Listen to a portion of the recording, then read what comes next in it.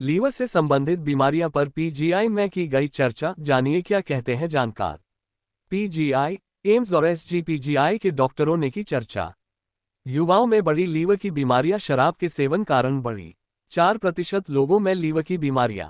Fatty liver, liver cancer और शराब के सेवन कारण लीवर की बीमारियां पर की चर्चा। लीवर से संबंधित बीमारियां बढ़ती जा रही है। फैटी लीवर हो या ज्यादा शराब पीने से लीवर का फेल होना हो, लीवर कैंसर के मरीज बढ़ते जा रहे हैं।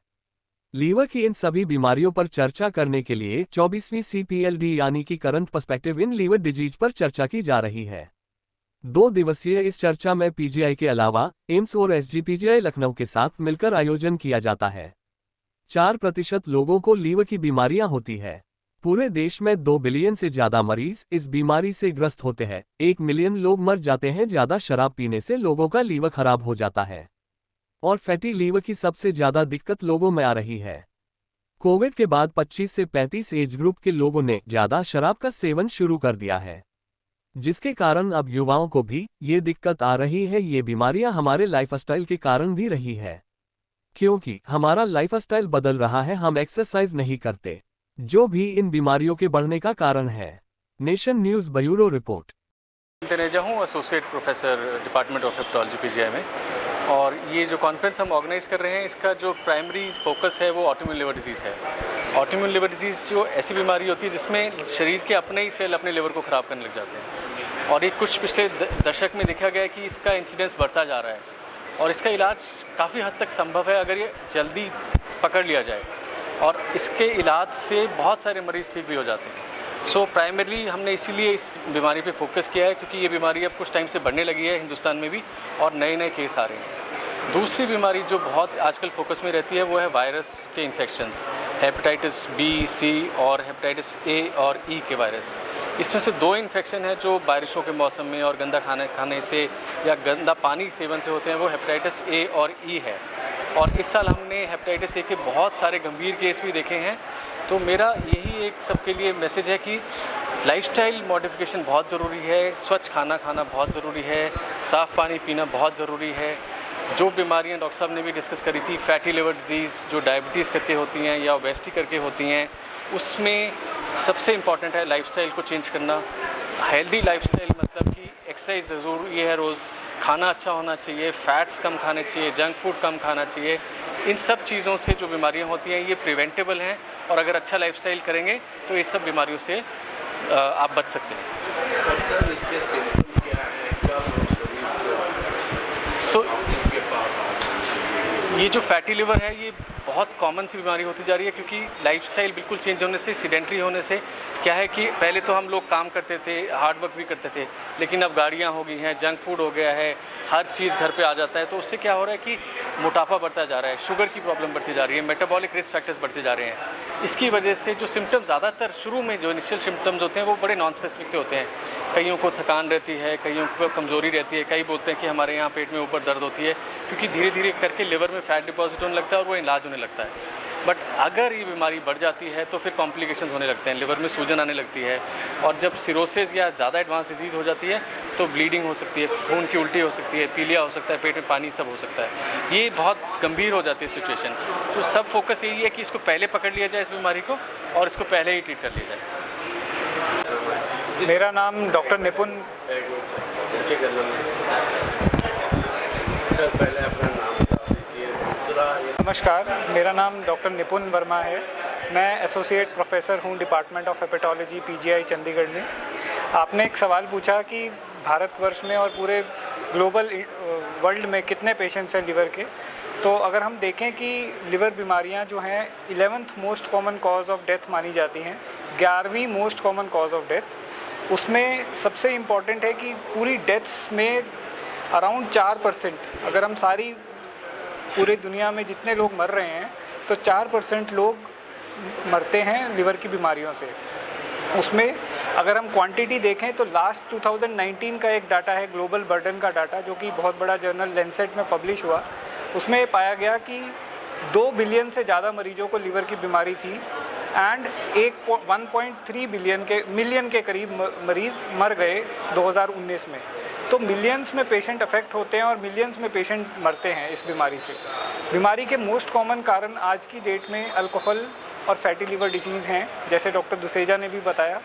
अल्कोहल का सबसे इम्पॉर्टेंट प्रॉब्लम है कि कोविड के पैंडेमिक के बाद यंग एज ग्रुप में, जो कि 18 से 25 से 35 साल की उम्र की जो एज है, यंग बच्चे, यंग जनरेशन, अल्कोहल का इंटेक सेवन बढ़ गया है और साथ में मोटापा और बैठे रहना, सीडेंटरी लाइफस्टाइल के कारण फैटी लिवर और अल्कोहल दोनों मिलकर लिवर ख़राब कर रहे हैं। हमारे पास आईसीयू में मरीज़ आते हैं 30 साल 25 साल के, जिनका लिवर फेल हो चुका होता है अल्कोहल की वजह से।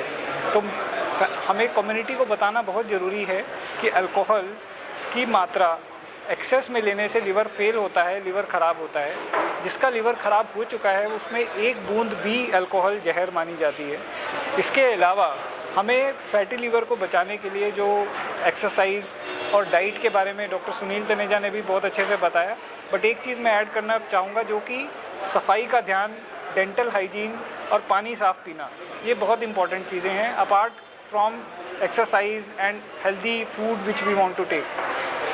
थर्ड इम्पॉर्टेंट चीज़ ये है कि कैंसर्स, लिवर कैंसर भी बढ़ रहे हैं और वो इसी वजह से बढ़ रहे हैं क्योंकि हमारी जो लाइफस्टाइल है, हमारा जो फैटी लिवर है, हमारा जो एनवायरमेंटल पोल्यूशन है और जो हम खाना खाते हैं वो गुड क्वालिटी फूड नहीं खा पा रहे हैं, उसकी वजह से कुछ टॉक्सिन्स बढ़ जाते हैं। वायरल हेपेटाइटिस सबसे कॉमन कारण है, hepatitis B and C of liver cirrhosis, liver ख़राब होने के लिए और लिवर का कैंसर बनने के लिए। बट हाइजीन मेंटेन रखना, एक्सरसाइज करना, ये सब प्रिवेंटिव फॉर्म्स में आता है कि लिवर को बीमारी होने से पहले ही हम पकड़ लें ताकि हम उनका इलाज सही समय पर कर पाएँ। इन सब बीमारियों में अल्कोहल और फैटी लिवर सबसे इम्पोर्टेंट कारण माना जा रहा है आज की डेट में। मेरा नाम है डॉक्टर सिद्धांत खरे। मैं पीजीआई में सर्जरी डिपार्टमेंट में एसोसिएट प्रोफेसर हूँ और मेनली ब्रेस्ट और एंडोक्राइन डिजीज़ से हम डील करते हैं।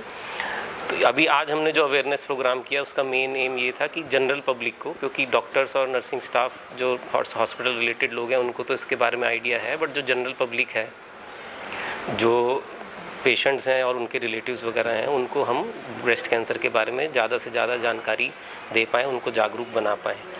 तो ब्रेस्ट कैंसर का मेन सबसे इम्पॉर्टेंट लक्षण जो होता है वो होता है छाती में गांठ। सबसे इम्पॉर्टेंट चीज़ ये है और हमारी तरफ से ये है कि अगर कोई भी महिला, चाहे वो यंग हो, एज ज़्यादा हो, कुछ भी हो, अगर छाती में गांठ, ऐसी कोई गांठ पता चलती है जो पहले कभी छाती में नहीं देखी गई है, तो उस गांठ को डॉक्टर से चेक कराना अनिवार्य है। तो ये हमारे कंट्री में क्योंकि स्क्रीनिंग बहुत ज़्यादा कॉमन है नहीं, तो हमारे यहाँ पे हम सबको एटलीस्ट इतना अवेयर कराना चाहते हैं कि गांठ है तो उसके लिए टेस्ट करना या उसके लिए डॉक्टर से जांच कराना बहुत ज़रूरी है, उसको इग्नोर ना करें।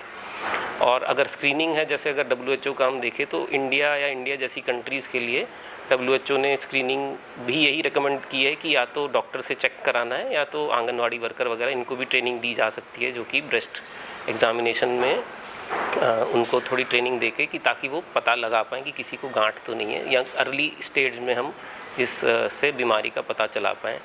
ब्रेस्ट कैंसर ठीक करने के हमारे पास कई सारे ऑप्शंस है। एक सर्जरी उसका मेजर पिलर है। आज की डेट में हम अभी ट्रीटमेंट, ऑल्दो बहुत सारे एडवांसमेंट हो चुके हैं, बट अभी तक इतना एडवांस नहीं हुआ कि हम सर्जरी को मतलब एलिमिनेट कर पाएँ ट्रीटमेंट से। तो सर्जरी एक मेन स्टे है ट्रीटमेंट का, और साथ में और चीज़ें भी हैं हमारे पास, जैसे कीमोथेरेपी, रेडियोथेरेपी और एंडोक्राइन थेरेपी, जो कुछ पर्टिकुलर टाइप के ब्रेस्ट कैंसर्स में हम देते हैं। कुछ टारगेटेड थेरेपीज़ वगैरह भी हैं, और अभी आजकल रिसेंट में इम्यूनोथेरेपीज़ वगैरह भी आई हैं।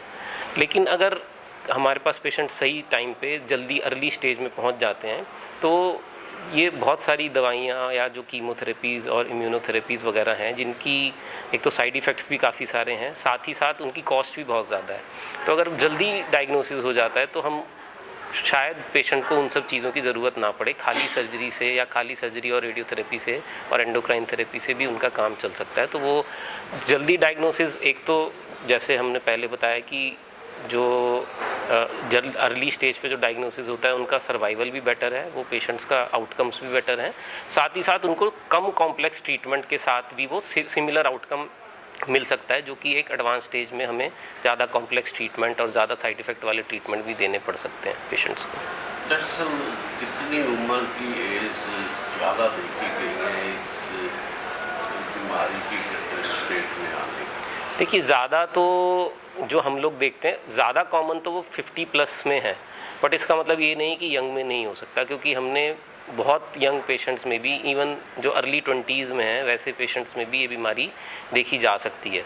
तो हम नॉर्मली तो कहते हैं जो पोस्ट मेनोपॉजल जिनके मेंसेस बंद हो चुके हैं उनमें तो कोई भी गांठ हो तुरंत हमें डॉक्टर को दिखाना है, लेकिन साथ ही साथ यंग एज वाले पेशेंट्स को भी उसको इग्नोर नहीं करना चाहिए, क्योंकि ज़्यादा यंग एज में जो अर्ली 20s में या अर्ली 30s में पेशेंट है, ज़्यादा उनमें गांठें ऐसी होंगी जो कैंसर नहीं होंगी, मगर फिर भी लगभग 10 में 1 या उससे शायद कम गांठें ऐसी हो सकती हैं जो कैंसर या जो अर्ली प्री कैंसर वाली स्टेज वाली भी हो सकती हैं। तो डॉक्टर को दिखाना अनिवार्य है। आप देख रहे हैं नेशन न्यूज। देश और दुनिया की हर खबर के लिए जुड़े रहे नेशन न्यूज से। पल पल की खबर आप तक पहुंचे, नेशन न्यूज को सब्सक्राइब करना न भूलें। नेशन न्यूज में आपका स्वागत है। आप हमारे चैनल को सब्सक्राइब करें और अधिक से अधिक लोगों में शेयर करें, ताकि आप आने वाली हर खबर तक पहुंच सकें।